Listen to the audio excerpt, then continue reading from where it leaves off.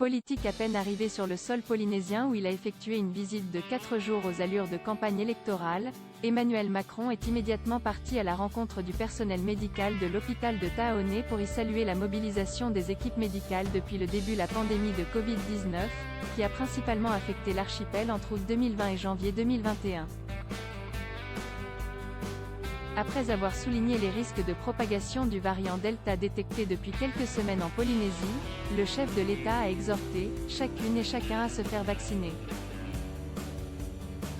En réponse aux manifestants qui, à Tahiti comme dans l'Hexagone, s'opposent à l'instauration du pass sanitaire, Emmanuel Macron a dénoncé l'irresponsabilité et l'égoïsme des réfractaires à la vaccination.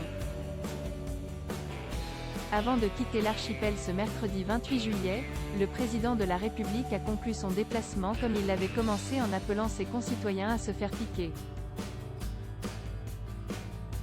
Il faut dire que le taux de vaccination des Polynésiens reste 2 fois inférieur à celui constaté sur le territoire métropolitain. Si 60% de la population française a reçu au moins une injection de vaccin anti-Covid.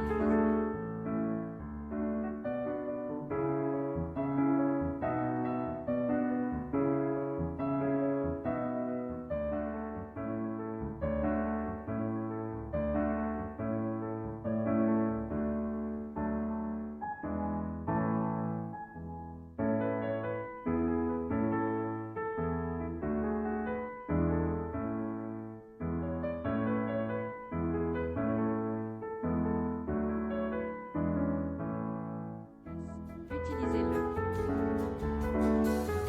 J'écoute celles et ceux qui savent, les sociétés savantes, les meilleurs experts. Ce que je vous dis repose sur la science.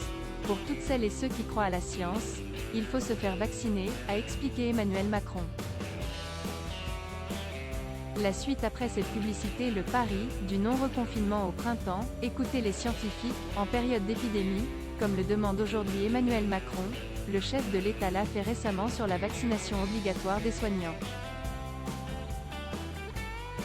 Mais pas vraiment fin janvier.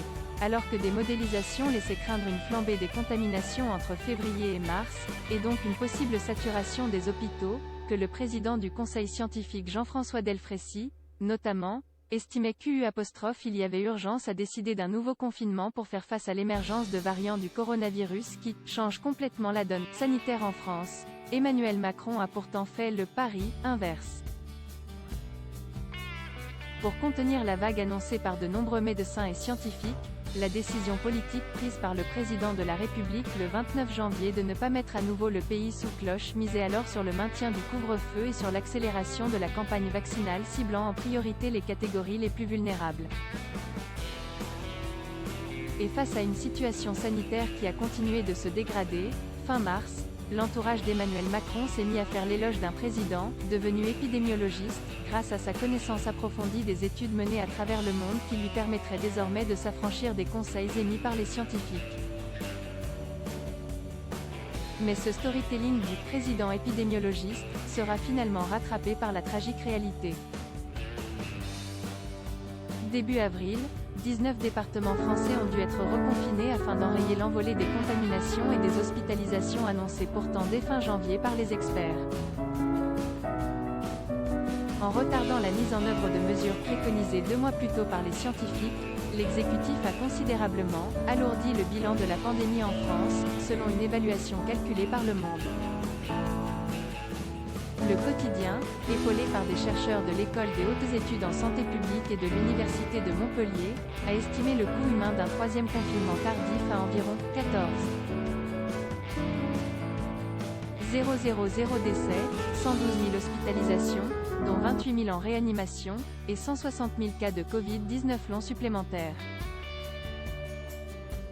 La suite après cette publicité en 2020, Emmanuel Macron assurait aux Français avoir décidé de confiner le pays en faisant le choix humaniste de placer la santé au-dessus de l'économie, et se disait guidé par le principe immuable d'écouter celles et ceux qui savent.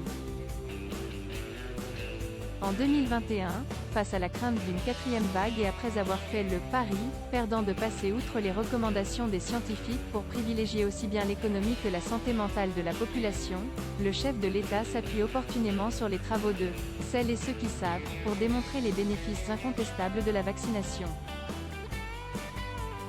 À voir également sur le HuffPost, de Socrate à l'Agora à Francis Lalanne sur Facebook, ce sénateur n'a pas manqué d'ironie contre les antivax. Lire aussi, ce que dit l'enquête sur la mort d'un jeune homme après une injection de Pfizer avec Delta, les masques ne sont pas près de disparaître, et reviennent dans 24 départements.